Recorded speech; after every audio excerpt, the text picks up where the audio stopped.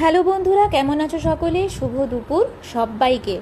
এটা সকালবেলা দেখো মেয়ের পিঠের ব্যাগ নিয়ে আমি যাচ্ছিলাম ওকে স্কুলে ছাড়তে। আমরা তিনজনেই বেরিয়ে পড়েছি, ওকে স্কুলে রেখে দিয়ে আমরা একটু ঘুরতে বেরিয়ে পড়েছিলাম। সকালে ঘুরতে আমার খুব ভালো লাগে, ফ্রেশ একদম ওয়েদারটা। তো দেখো কত সুন্দর। আর আজকে যেহেতু তাড়াহুড়ো নেই সেজন্য রান্না নেই, আজকে প্রসাদ খেতে যাওয়ার নিমন্ত্রণ আছে, ঠাকুরের মহাপ্রসাদ।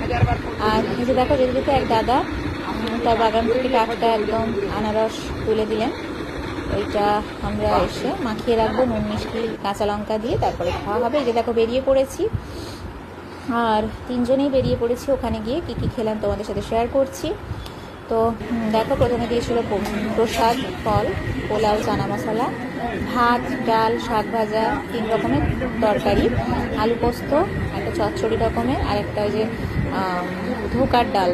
ধোকাটা ও একটা খেতে পারেনি, আমাকে দিয়েছে, বলছে আমি ধোকা খাই না। তো যাই হোক, তারপরে লাস্টে আমরা চাটনি পায়েস ছিল।